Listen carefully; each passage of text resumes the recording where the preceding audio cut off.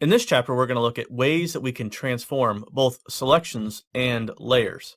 And this is some pretty advanced stuff, so you might want to watch some of these videos more than once, and there's no shame in doing that because I'm going to be covering a lot of keyboard shortcuts and different ways that we can do these transformations, and it might be a little confusing at first until you've played with it for a little while.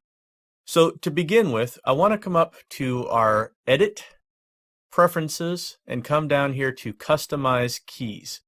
And we're going to set a custom keyboard shortcut here. So I want to do, under Shortcuts, choose Tools.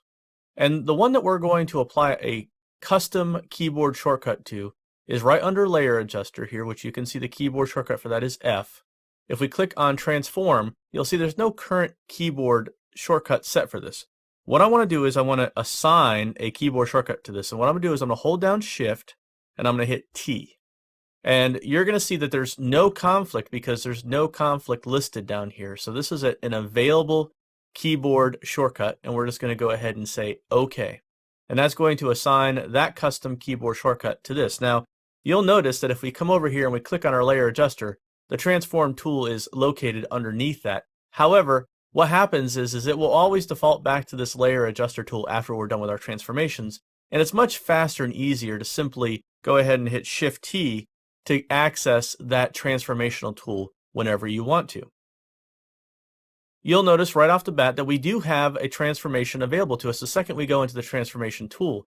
What we're seeing right now is an ability to transform the entire document. And if I come out here by hitting Control- and zoom out a few times, like so, you can see that we actually have the entire document here available for us to transform. However, that's not something that we actually want to do because right now we've only got the canvas. So first thing we want to do here is we want to go ahead and create a layer, and then we just want to go ahead and get something like our Real Soft Chalk and just begin to make some marks on this new layer. So I'm just going to go ahead and make some marks like this. And this will showcase one of the things that we can do using this transformational tool. Now, if we come back over and we hit Shift T to access our keyboard shortcut for that transform tool, you'll see that now it's only selected just the content of that layer. Now, this will be different depending upon different marks that you've made. Now, the anatomy of these transformations is pretty simple. The most important thing here is our reference point. And you can see here that if we move our reference point, we can always reset it by clicking this first icon right here. So if I come over here and I click on the middle here where the reference point is, I can click and drag that reference point to be anywhere I want it to be. This reference point will then become the origin of the transformation in many instances. So if I come over here and I do something like, say, this corner box to scale, we'll normally get our typical scale that we would normally expect when we're doing things like shapes and text and whatnot. However, if I hold down the Alt key, now it's going to respect that sort of reference point origin of the transformation, and it's going to transform around that reference point. If I add the Shift key to that by holding down Shift and Alt at the same time, now it's doing that same thing using the reference point, but it's also constraining us so that our aspect ratio is maintained no matter if we go larger or if we go smaller. Now, the important thing to know about these transformations is that nothing is actually done, meaning that we can do multiple transformations from this list or from within our box here. So let's say I want to do something like I want to do a transformation here, and maybe I want to do a transformation here, but I want to go ahead and hold down Shift to make sure this is 100% constrained. And then maybe I want to do a transformation here, but I want to hold down Alt so that it's constrained.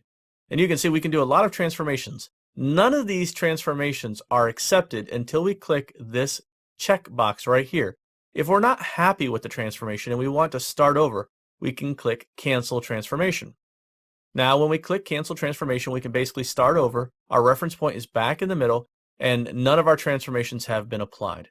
So I'll again go ahead and click and drag our reference point, move it up to someplace like so, and then I'll just say go ahead and grab this corner point, go ahead and begin to click and drag, and then hold down Alt, and you can see immediately the difference. See, if I just click and drag, it's going around the opposite corner, but if I hold down Alt, now it's going around that reference point. And if I add Shift, it's going to constrain that aspect ratio so that we maintain the aspect ratio of the original layer, but now we're transforming using this reference point as the origin of that transformation. If I like that, I can click the Commit button, and now our transformation goes away, and you can see our Layer Adjuster tool comes back by default. So this is the reason why I had you set up that keyboard shortcut in the beginning of the video. So this is a great way of transforming layer content, but it can do much, much more than that.